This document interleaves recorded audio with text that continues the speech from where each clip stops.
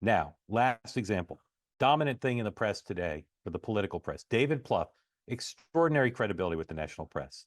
Okay. David does a briefing for friendly reporters who cover the Harris campaign.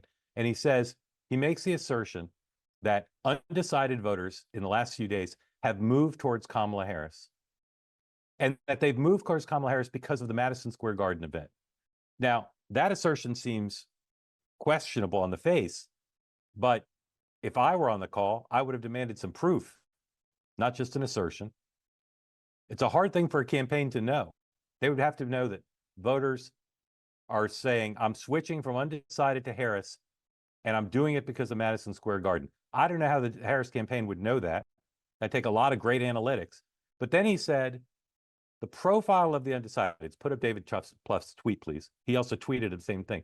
The profile of the undecideds are better for Harris than for Donald Trump.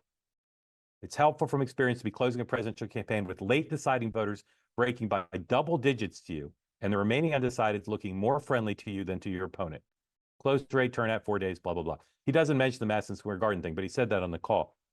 Now, David's free to assert whatever he wants, but it is being written up like it's a fact. And I will tell you, the whole basis of the Trump campaign's confidence is their belief that the profile of the undecideds is 2-to-1 favorable to Trump. Now, they may not be telling the truth, although I've had detailed conversations with them about it for a long time, and I've seen it ostensibly how they're saying that. They may be right or they may not. It's not a small issue. And for David Plouffe to assert this is the bandwagon effect, right? We're not the underdogs anymore in the Harris campaign. Things are moving our way.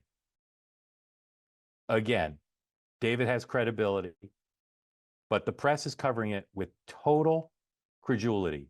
Plouffe is right. Plouffe is right that the undecideds moved because of Madison Square Garden. Again, I doubt it's true that they moved because of Madison Square Garden. I doubt, maybe. And I doubt they know that. And I doubt that they know, I doubt the makeup of the undecideds, or as David says, respectfully doubt. So I asked Chris LaCivita, who's roughly David's counterpart at the Trump campaign, what he thought of David's two assertions, that Madison Square Garden has moved undecideds, and that the remaining undecideds profile move towards or better for Harris and Trump. Here's what Chris told me. This is the profanity part. What the hell is he going to say? Speaking of David Plouffe, he's losing. Fact of the matter is, David can't do anything but bullshit until Tuesday because we are kicking his ass. The only thing the Harris campaign has functional at this point is a bullshit machine that is dutifully repeated by the legacy media as if fact. Okay.